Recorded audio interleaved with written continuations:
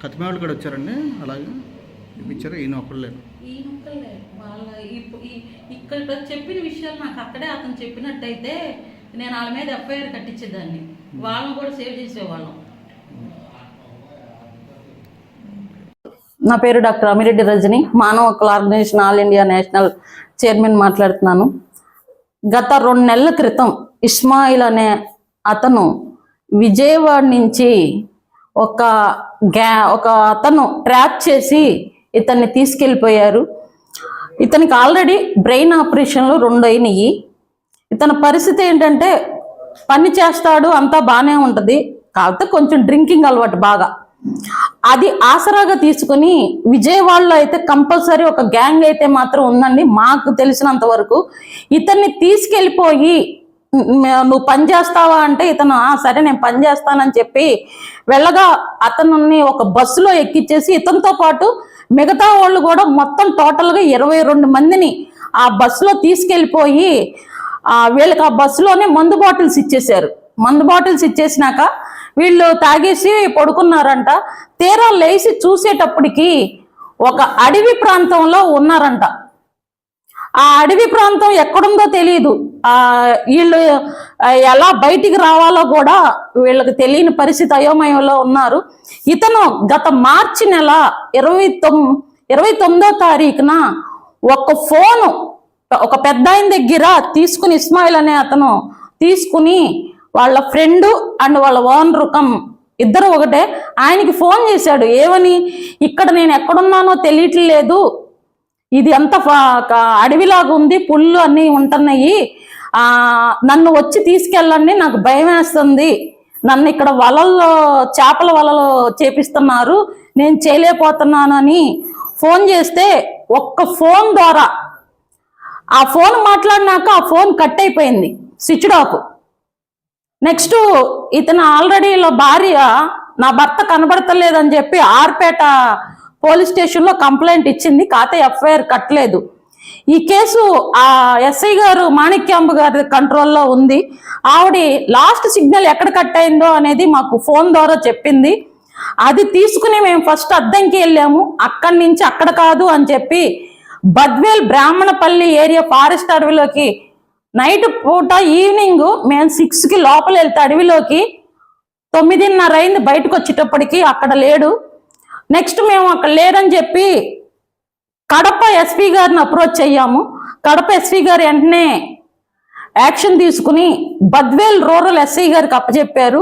ఇతను ఫోటో అవన్నీ బద్వేల్ ఎస్ఐ గారికి పంపించాను. సార్ ఆ రోజు నైట్ అల్లా ఫారెస్ట్ ఆఫీసర్లతో ఎతికిచ్చారు, మేడం దొరకలేదు అన్నారు. యాక్చువల్గా మన డిపార్ట్మెంట్ లొకేషన్స్ ఎవరికి పడితే వాళ్ళకి పెట్టకూడదు, రూల్ లేదు. అందుకని నేనేం చేశానంటే బద్వేల్ ఎస్ఐ గారిని కాన్ఫరెన్స్లో కలుపుకుని ఇక్కడ ఎస్ఐ మాణిక్యమ్మ గారితో కాన్ఫరెన్స్లో కలిపి లొకేషన్ వాళ్ళకి షేర్ చేయించాను. ఆ లొకేషన్ ద్వారా సార్ ట్రేస్ అవుట్ చేసి మేడం ఇక్కడ కాదు, తను ఈ సరౌండింగ్లో లేరు, కడప జిల్లా ఒంటిమిట్ట పెన్నా నది రివర్ దగ్గర ఉన్నాడు మేడం అని సార్ చెప్పడంతో మేము నాతో పాటు మా పిఏ వీళ్ళ రిలేటివ్స్ కలిపి వెళ్ళాము. అక్కడ ఒంటిమిట్ట ఎస్ఐ గారు మాకు బాగా ప్రోత్సహించి ఆ ఫోటో ఎవరికి ఫోన్ చేశారో మాకైతే తెలియదు, ఆ ఫోటో పంపించారు. ఇతన్ని సాయంత్రానికి 4ంటికల్లా మా ముందు పెట్టారు. అక్కడ పరిస్థితి ఏంటంటే శ్రమ దోపిడీ అంటారు ఒక ముఠ, ఆ శ్రమ దోపిడీనే వీళ్ళు చేసుకుంటున్నారు. పొద్దున పూట 4:30కి లేపటం, చేపల వలలకు పంపించటం, మళ్ళీ మధ్యాహ్నం 12ంటికి భోజనం పెట్టి మళ్ళీ పంపించేయటం. నెక్స్ట్ వీళ్ళకి పడుకోవటానికి గుడారాలు కానీ ఏమీ ఉండవు. ఎండకి వానకి అక్కడే ఉండాలి, రాళ్ళ గుట్ట మీద పడుకోవాలి. అక్కడ ఇంకా ఒక్కొక్క జట్టు దగ్గర 10 మంది ఉన్నారు, మొత్తం 50 జట్లు ఉంటాయి ఇంకా పైన. ఇలాంటి గవర్నమెంట్ దృష్టిలోకి తీసుకెళ్ళి మిగతా వాళ్ళని కూడా కడప ఎస్పీ గారిని కోరటం అయింది. ఆయన కూడా సారు మ్యాక్సిమం నేను ట్రై చేస్తానమ్మా అని చెప్పారు.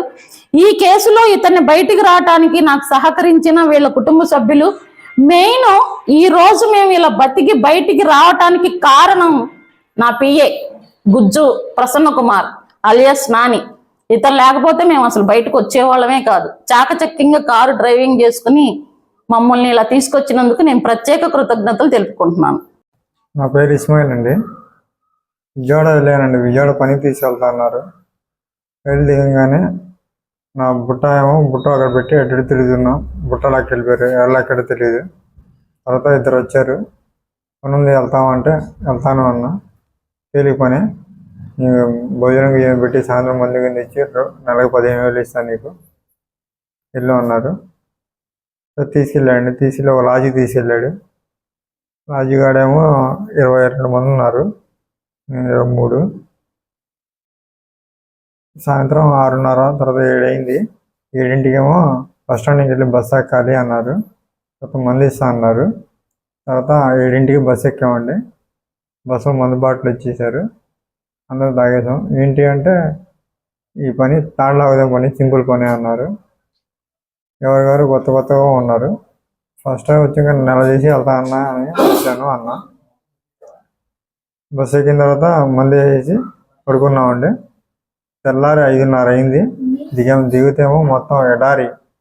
పడవలో ఎప్పుడు తెచ్చేది తెలియదు కానీ మొత్తం మట్టి గిట్టి ఎడారి. అన్న ఏంటన్నా అంటే ఇక్కడే మన పని చూపిస్తారని లోపల తీసుకెళ్ళాడు. లోపల తీసుకెళ్ళి 6 అయింది.